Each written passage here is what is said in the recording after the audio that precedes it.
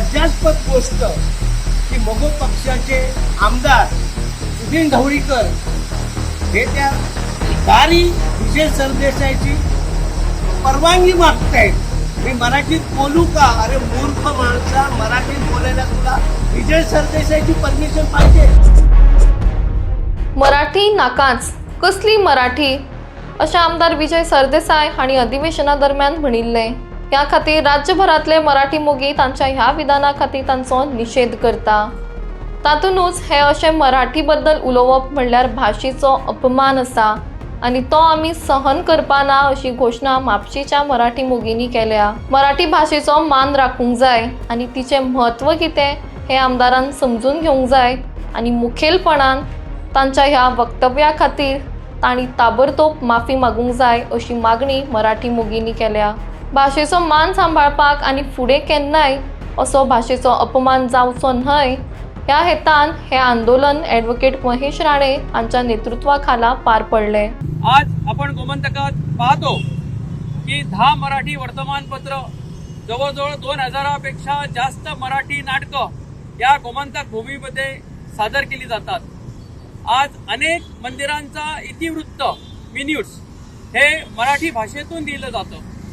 मराठीतून संस्कृतीचं संवर्धन या ठिकाणी मराठी भाषेतून केलं जात आहे। आज जे आपण हिंदुत्व असं म्हणतो, खरं हिंदुत्व टिकवण्याचं काम कोणी केलं असेल तर ते मराठी भाषेनं केलं आहे। मराठी भाषेनं आम्हाला संस्कार दिले, आम्हाला संस्कृती दिली।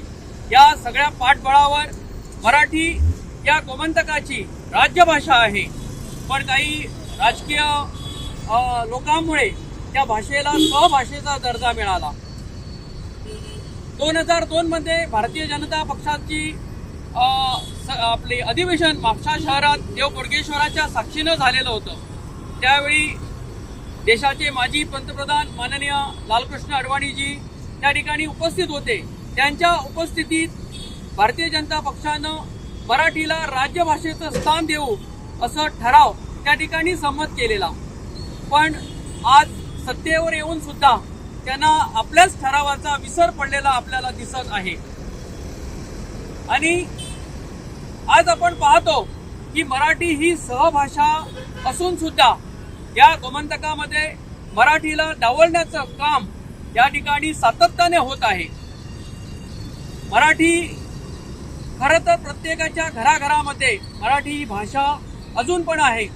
आपण आज पाहतो की वर्तमानपत्र आपण बघितलं तर किमान 5 ते 6 लाख लोक मराठी वर्तमानपत्र वाचतात आणि कोकणीतून एकमेव वर्तमानपत्र येतं, पण त्याचा मला वाटतं किती खप आहे हा प्रकाशकाला आणि त्यांनाच माहीत असणार।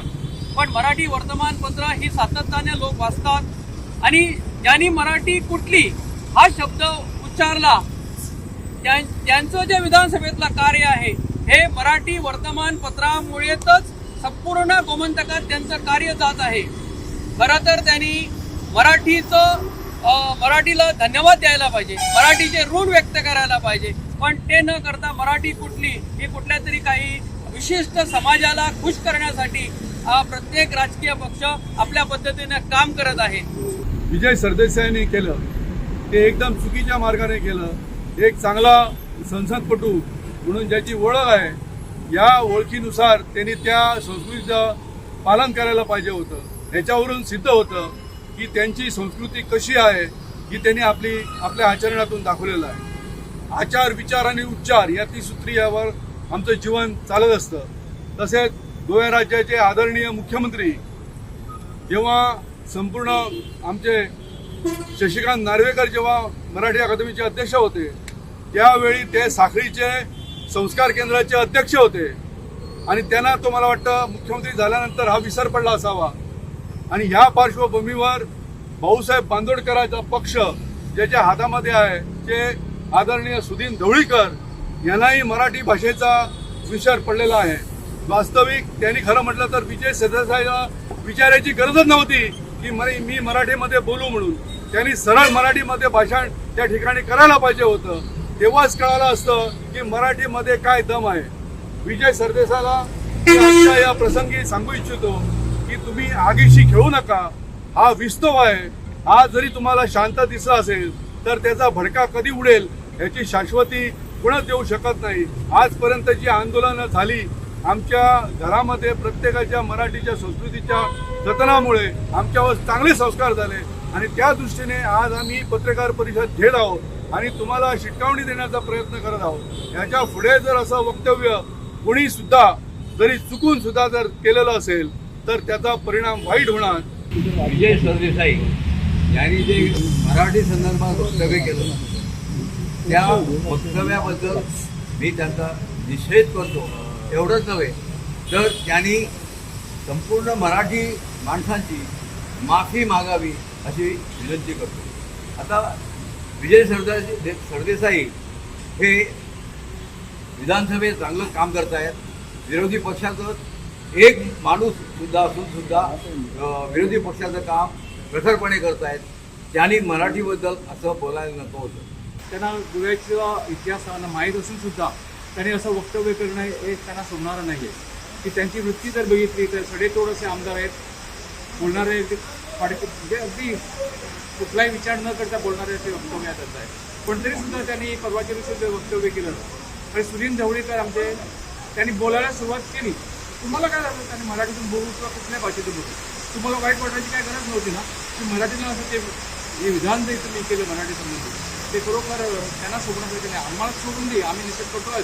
पण तुम्ही स्वतः विजय सरदेसाई यांना जे एक आम्ही त्यांना जो आदर देत होतो त्यांनासुद्धा हे सोडण्यासारखं नाही आहे.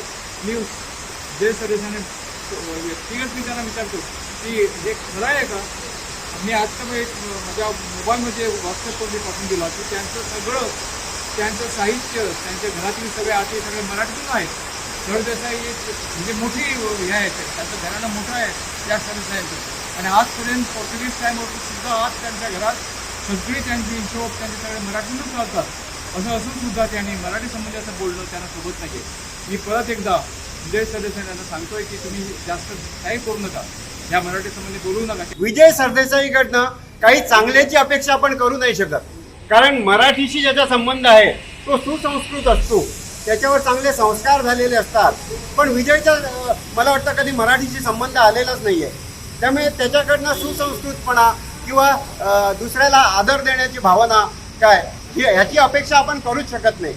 पण आता आपण मराठी म्हणून काय करू शकतो, विजयच्या विरुद्ध कोणती ॲक्शन घेऊ शकतो, त्याच्या विरुद्ध काय हे केले जाऊ शकतात. तर गोव्यातील 90% वर्तमानपत्र ही मराठी आहेत. ह्या मराठी वर्तमानपत्रांनी जर का विजयला प्रसिद्धी देणं बंद केलं, विजयची जी काही वक्तव्य असतील, विजयची जी काही असतील याला जर प्रसिद्धी देणं बंद केलं तर विजय आपोआप गुडघ्यावर येईल. विजय आपोआप मराठी माध्यमांच्या मागं धावायला लागेल, त्यांच्या पुढे शरणागती पत्करेल. पण ही आमची वर्तमानपत्र करणार आहेत का, हा एक मोठा प्रश्न आहे. सगळ्यात मोठी चूक जर आपली कुठं झाली असेल तर मराठी आंदोलन जेव्हा सुरू झालं तेव्हा आपलं नेतृत्व हे गळचेपी नेतृत्व होतं. आपण त्यावेळी मराठी माय आणि कोकणी मावशी इथनंच सुरुवात केली, दोन्ही भाषा हव्या अशीच सुरुवात केली. आणि त्यांनी काय म्हटलं, मराठी अजिबात नको. त्यामुळे झालं काय की आपलं आंदोलन, मराठीचं आंदोलन फार मोठं होतं. कोकणीमध्ये बोटावर बोलणे एवढी लोक होती, पण ती आम्ही शांततापूर्ण आंदोलन केलं तर त्यांनी उग्र आंदोलन केलं. काय यामुळे शेवटी आम्ही गळचेपी भूमिका घेतली आणि मराठीला सहभाषेचा दर्जा मिळाला. आज आम्ही एकच सांगू इच्छितो की मराठीमध्ये एवढी ताकद आहे, लोकांचा एवढा पाठिंबा आहे मराठीला की मराठीला राज्यभाषेचा दर्जाही नको आहे. त्याशिवाय सुद्धा मराठी प्रगल्भ आहे, प्रगल्भ राहणार आहे. आणि आम्ही सुद्धा आता बाहेर पडलो तर आम्ही कोकणीच बोलतो, पण आमच्या हृदयाला भिडणारी भाषा ही मराठीच आहे, मराठीच राहणार आहे. आणि मराठीला कोणीही धक्का लावू शकत नाही. गोमंतकाची राज्यभाषा मराठी कोकणी असली तरी मराठी सुद्धा गोमंतकाची सहभाषा आहे. हे प्रत्येक आमदाराला माहीत आहे. आणि विजय सरदेसाईला तर माहीत नसेल तर विजय सरदेसाईसारखा मूर्ख माणूस या विधानसभेत नाही. तो स्वतः अतिशय शहाणा समजतो. आणि मला माहीत आहे विजय सरदेसाईच्या मनात किती कपट आहे. मराठीबद्दल हे आज त्यांनी ओकून दाखवलं, त्यांनी बोलून दाखवलं. आणि सर्वात लज्जास्पद गोष्ट की मगो पक्षाचे आमदार सुधीर ढवळीकर हे त्या भिकारी विजय सरदेसाईची परवानगी मागतायत. मी मराठीत बोलू का? अरे मूर्ख माणसा, मराठीत बोलायला तुला विजय सरदेसाईची परमिशन पाहिजे. तू सभापतीची परमिशन मागितली असती तर मी समजू शकलो असतो. तू जे दाखवतोय की मी बोलू का, म्हणजे याचा अर्थ काय? अरे मराठी ही गोव्याची सांस्कृतिक भाषा आहे, मराठी ही गोव्याची धार्मिक भाषा आहे, मराठी ही गोव्याची संस्कृती आहे आणि मराठीचा इतिहास फार फार पूर्वीचा आहे. आणि म्हणून तर मराठी ख्रिस्तपुराण हे हा ग्रंथ एका फादरला लिहावा लागला. फादर स्टीफन्सन जो ज्यावेळी गोव्यात आला धर्मांतर करण्यासाठी, त्यावेळी त्यानं हा ग्रंथ लिहिला, ज्या ग्रंथाचं नाव ख्रिस्तपुराण. ख्रिस्तपुराण या शब्दाचा अर्थ की ख्रिस्तानं सांगितलेलं पुराण म्हणजेच बायबल. बायबलचा त्याने भाषांतर केलं. कशासाठी? तर अनेक हिंदू लोकांना, इथल्या लोकांना आपला धर्म किती मोठा आहे हे सांगण्यासाठी, हे कळण्यासाठी त्यांनी त्याचं भाषांतर कोकणीत केलं. हे ह्या मूर्खांना माहीत नाही का? मराठीत केलं. आणि हे ह्यांना माहीत नाही का हा इतिहास आहे आणि हे 500 वर्षापूर्वीची गोष्ट आहे. 500 वर्षापूर्वी तो आला होता इथे. आणि हे सगळं असताना, हा आपला इतिहास असताना, ही लोक ज्या पद्धतीने, माझा कुठेही अपेक्षा विजय सरदेसाईकडनं नाही आहे. विजय सरदेसाईंनी आयुष्यभर मरेपर्यंत मराठीचा द्वेष अवश्य करावा. परंतु ते जर तुला द्वेष करता येत नाही तर निदान गप्प तरी राहा.